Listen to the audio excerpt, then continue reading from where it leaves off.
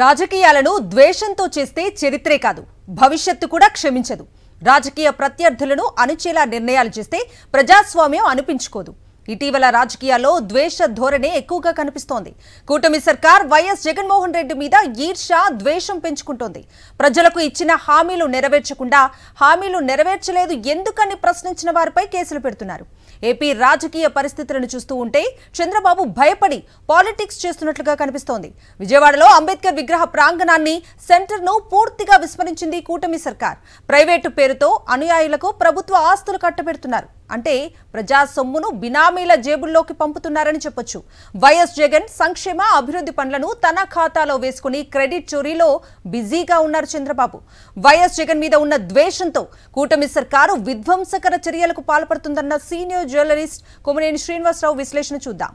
రాజకీయాలను ద్వేషంతో చేయరాదు. రాజకీయ ప్రత్యర్థులకు ప్రయోజనం కలుగుతుందేమోనన్న సంశయంతో నిర్ణయాలు చేయకూడదు. తాము చేస్తున్నది మంచి పనా కాదా అన్నది ఆలోచిస్తే రాజకీయాల్లో పెడధోరణలు తగ్గుతాయి. కానీ దురదృష్టవశాత్తు ఇటీవలి రాజకీయాల్లో ద్వేష ధోరణే ఎక్కువగా కనిపిస్తోంది. ఆంధ్రప్రదేశ్లోని టీడీపీ, జనసేన, బీజేపీ కూటమి సర్కార్ మాజీ ముఖ్యమంత్రి వైఎస్ఆర్ కాంగ్రెస్ అధినేత వైఎస్ జగన్ పై ఈర్ష్య, అక్కసులతో చేస్తున్న కొన్ని పనులు వారికే చేటు తెచ్చి పెడుతున్నాయి. అధికారంలో ఉన్నప్పుడు వారికి ఆ విషయం తెలియకపోవచ్చు. ప్రజల్లో పెళ్లుబుకుతున్న నిరసన వారికి అర్థం కాకపోవచ్చు. జగన్ తీసుకొచ్చిన వివిధ వ్యవస్థలను నిర్వీర్యం చేయడంతో పాటు ఆయన చేసిన అభివృద్ధిని కూడా విధ్వంసం చేసే రీతిలో కూటమి ప్రభుత్వం సాగుతోంది. 4 సార్లు ముఖ్యమంత్రి అయి సుదీర్ఘకాలంగా రాజకీయాల్లో ఉన్న చంద్రబాబు నాయుడు సంకుచిత ధోరణితో ప్రభుత్వాన్ని నడుపుతున్న తీరు అందరినీ విస్మయపరుస్తోంది. విజయవాడలో రాజ్యాంగ నిర్మాత డాక్టర్ బిఆర్ అంబేద్కర్ విగ్రహాన్ని జగన్ ప్రభుత్వం అత్యంత ప్రతిష్టాత్మకంగా ప్రతిష్ఠించింది. నగరం నడిబొడ్డున పీడబ్ల్యూడీ గ్రౌండ్స్గా పేరొందిన స్వరాజ్య మైదానంలో ఈ విగ్రహాన్ని ఏర్పాటు చేశారు. అక్కడే ఒక పెద్ద లైబ్రరీ, కన్వెన్షన్ సెంటర్, స్వాతంత్ర చరిత్రకు సంబంధించిన విజ్ఞాన వేదిక, రిక్రియేషన్ సెంటర్, వాకింగ్ ట్రాక్లను ఏర్పాటు చేయాలని సంకల్పించింది. కొన్నిటి నిర్మాణం దాదాపుగా పూర్తయింది, మరికొన్ని జరగవలసి ఉంది. ఈలోగా జగన్ ప్రభుత్వం ఓటమి పాలవడంతో అంబేద్కర్ మహాశిల్ప కేంద్రానికి గ్రహణం పట్టింది. కూటమి అధికారంలోకి రావడంతోనే ఈ కేంద్రంపై కూటమి పార్టీలకు చెందిన కొందరు దాడి చేసి అక్కడ ఉన్న జగన్ పేరుతో పాటు అంబేద్కర్ పేరును తెలిపే అక్షరాలను తొలగించి తమ ద్వేషభావాన్ని వెళ్లగక్కారు. దానిపై విమర్శలు రావడంతో అంబేద్కర్ పేరును మాత్రం తిరిగి పెట్టారట. ఆ తర్వాత ఈ కేంద్రాన్ని ప్రభుత్వం పూర్తిగా విస్మరించింది. చివరికి అక్కడ పనిచేసే పారిశుద్ధ్య తదితర పనివారికి కూడా సరిగా జీతాలు ఇవ్వడం లేదు. దాంతో వారు పనులు చేయకపోవడంతో ఆ ప్రాంగణమంతా అపరిశుభ్రంగా తయారైంది.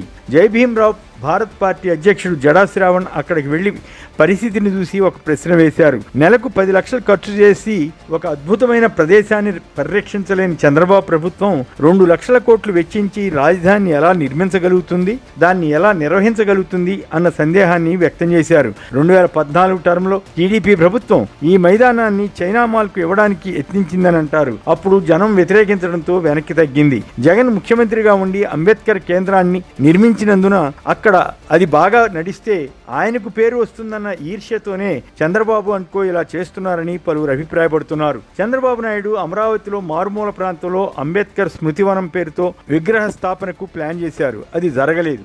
ఆ తర్వాత జగన్ ప్రభుత్వం విజయవాడలో అంబేద్కర్ మహాశిల్ప కేంద్రాన్ని ఏర్పాటు చేసి వేలాది మంది సమక్షంలో ప్రారంభోత్సవం చేసింది. దాన్ని చంద్రబాబు ప్రభుత్వం మరింత చక్కగా నడిపి ఉంటే ఆయనకు పేరు వచ్చేది. కానీ అలా జరగడం లేదు. కూటమి ప్రభుత్వంలో ఈ అంబేద్కర్ కేంద్ర దుస్థితిపై పలువురు మేధావులు ఆందోళన చెందుతున్నారు. దీనివల్ల కూటమి నేతల అసమర్థత బయటపడుతోందన్న సంగతి అర్థం చేసుకుని అంబేద్కర్ కేంద్రాన్ని సద్వినియోగం అయ్యేలా చర్యలు తీసుకోకపోతే భవిష్యత్తులో దాని ఫలితం వారే అనుభవించవలసి వస్తుందని పలువురు అభిప్రాయపడుతున్నారు. ప్రభుత్వంపై విమర్శల నేపథ్యంలో ఏదో తూతూ మంత్రంగా చేసి ప్రైవేటు వారికి కట్టబెట్టడానికి టెండర్ నోటిఫికేషన్ ఇచ్చారట. ఈ ఒక్కటే కాదు, విశాఖలో రిషికొండ మీద జగన్ టైంలో నిర్మించిన బ్రహ్మాండమైన భవనాలను ఏడాదిన్నరగా నిరుపయోగంగా ఉంచి పాడు చేస్తున్నారు. కూటమి ప్రభుత్వం చేస్తున్న ఈ పని విధ్వంసం అని చెప్పాలి. అంతేకాని చంద్రబాబు నిత్యం జగన్ టైంలో ఏదో విధ్వంసం జరిగిందని అబద్ధ ప్రచారం చేస్తుంటారు. దానికి ఆయన ఎన్నడూ ఉదాహరణలు చెప్పరు. కేవలం డైలాగుల్లోనే విధ్వంసం కనిపిస్తుంది.